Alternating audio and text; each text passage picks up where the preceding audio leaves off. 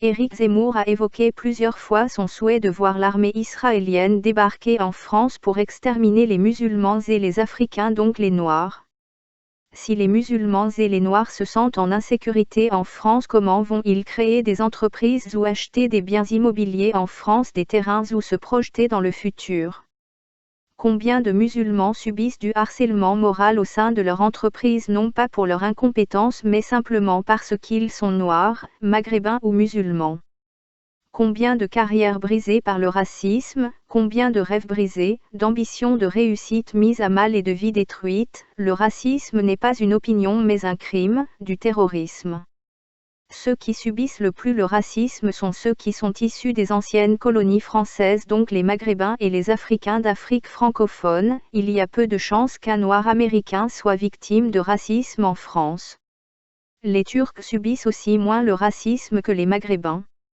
Dès l'école primaire, le racisme écarte des talents futurs qui, au lieu de devenir des chances pour la France, deviennent des charges. En moyenne, un enfant noir ou d'origine maghrébine sera sous-noté par ses professeurs de 2 points sur sa moyenne. Avec la même copie, le même devoir, la moyenne générale de l'enfant va baisser de 2 à 4 points.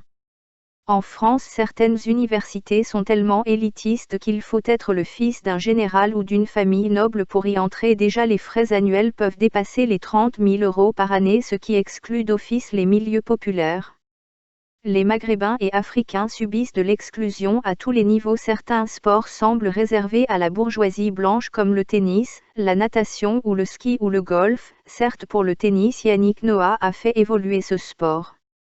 L'AFPA aussi et Pôle emploi ont une politique d'exclusion et de racisme visant à envoyer les chômeurs d'origine non européenne vers des formations sans avenir ou des métiers pénibles et peu rémunérateurs.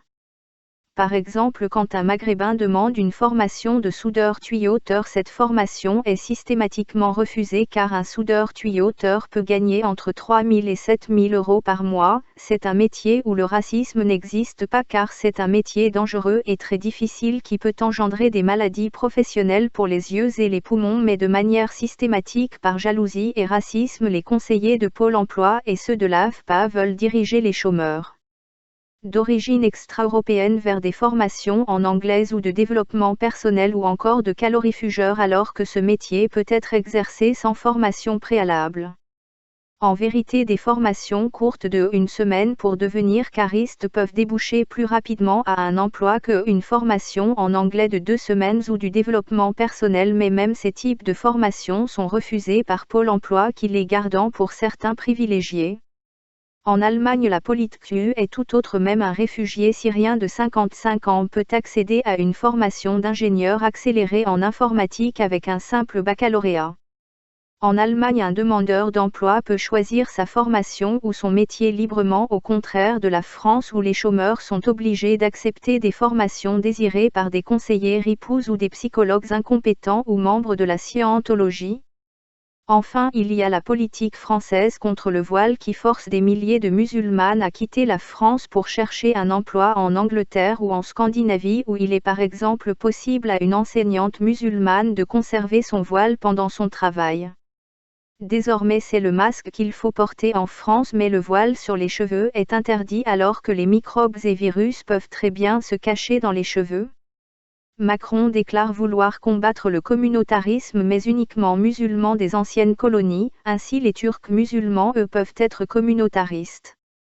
Macron ne va pas combattre le communautarisme israélien ou portugais ou le communautarisme corse ou basque ou alsacien, chinois ou vietnamien. Non, lui est seulement obsédé par la France-Afrique. Il veut empêcher les minorités issues des anciennes colonies de se constituer en association pour défendre les intérêts de leur communauté, mais les autres peuvent être communautaristes.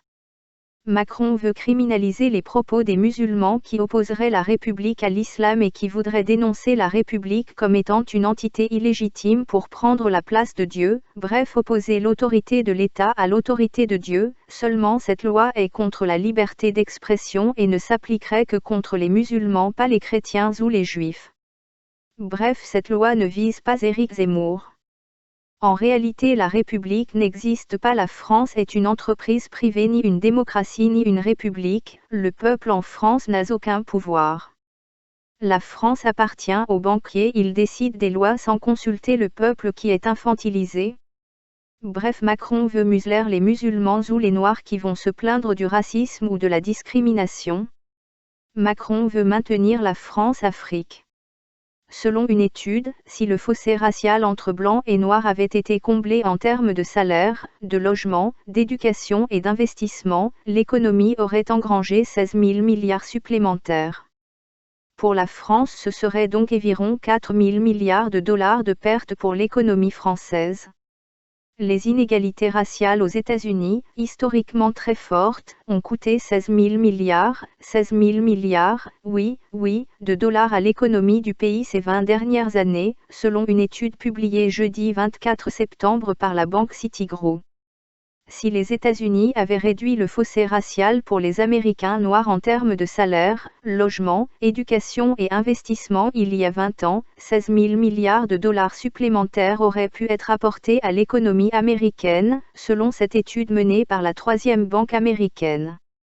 En les réduisant aujourd'hui, cela permettrait de gonfler le produit intérieur brut américain de 5 000 milliards de dollars dans les 5 prochaines années, ajoute l'étude.